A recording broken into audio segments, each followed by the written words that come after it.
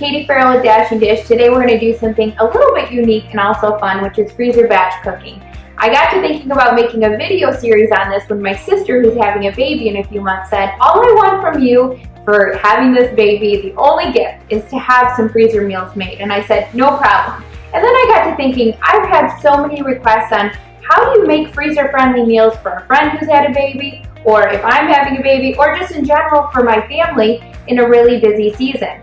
And so I thought, how can I share the whole process with all of you in a really simple way? So I have a 3-part video series coming to you guys for freezer batch cooking, as well as a freezer-friendly, healthy meal plan. So let's get started.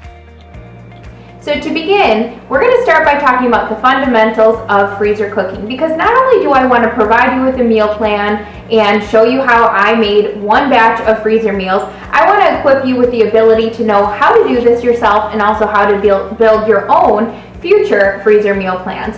So it's really broken down into 3 simple steps. The first step is to take all of our tools at Dashing Dish, which is our meal plan builder and our grocery list builder, and start to build your meal plan. Now, you can already purchase the one that I made for all of this video series and all the work's done for you, but if you want to make your own, all you have to do is go to our recipe index and click freezer friendly category, so that will provide you with all the freezer friendly meals and recipes on our website.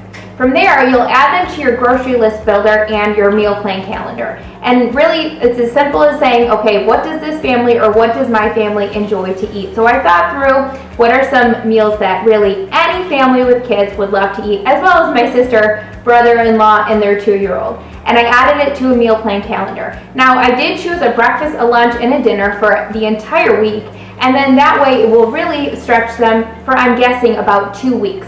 So even though this is a meal plan for 1 week, with a family of 3, I'm guessing again it will last 2 full weeks. And then from there, I chose a few snacks and a few desserts because everybody needs a little dessert, especially when you've just had a baby.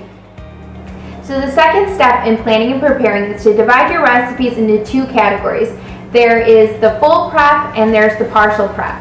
So really how you establish what recipes are partial prep and full prep is you say, okay, is this something that I can just pop in the microwave after it's been baked and it's been frozen? It'll taste just as delicious as the day I made it. So cookies or muffins or bagels, you get the point. Anything that's really just easy to pull out of the freezer and just heat up. The partial prep are the recipes that are things like lasagna or crock pot meals, anything that you want freshly baked or freshly cooked, and it'll taste just as delicious and fresh as the day you made it. And so I'll teach you how to kind of divide those recipes in these next 2 videos, but that's what you want to do next. And in the video or in the meal plan that I provided for you, that's already done for you. The second step in planning for your freezer meals is to label and get all your containers ready. Now this is really simple to do if you purchase our meal plan because we already have all the labels created for you with how to title it, how to date it, and then also all of the thawing and preparing instructions for every recipe. So you just simply cut them out and paste them. But if you want to do this on your own, you can also take a permanent marker and label all your containers with the title of the recipe, the date that you created it, and usually it's good for about 3 to 6 months after you date it. And then also the preparing instructions and thawing instructions. So like I said, this is already done for you, so it's really simple. With all of your containers, your Ziploc bags, all of your freezer containers, this is something that you want to think, can I throw this in my freezer for 6 months and not miss it? So a lot of times I buy disposable containers just so that I'm not using up all my baking dishes. And last but not least, this is optional for planning your freezer meals, and that is simply think about what you can do ahead of time to kind of get you rolling and started for your meal prep. So for me, it was cooking some ground turkey or ground beef and cooking up some shredded chicken in my crock pot. Those 2 simple steps will go a really long way in getting me started on my meal prep the day of. So the last thing before we get started is I'm going to leave you with some freezer-friendly meal tips. So when you're freezing food, there are 2 things you want to get out of the container, get out of the food, and that is moisture and air, because those are going to be your enemies when it comes to freezer cooking. Air and any kind of moisture or wetness, so if you put the food in the freezer when it's hot, it will collect moisture and steam.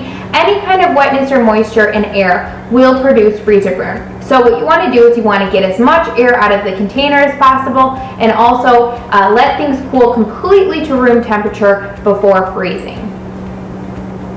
And then also, you want to make sure that you freeze things for the proper amount of time so that they taste the freshest, and also they're safe to eat. So usually I say in order to taste the freshest, you want to eat something within 3 months of freezing, but really it is safe and absolutely acceptable and still delicious if you save it for up to 6 months.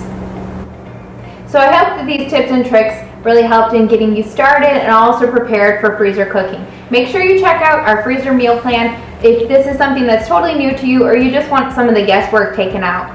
Let's get started in the kitchen with our next 2 videos, and we're going to break it down into 2 meal prep sessions, which is a full bake and a partial bake session. Thanks so much for tuning in. I'll see you next time.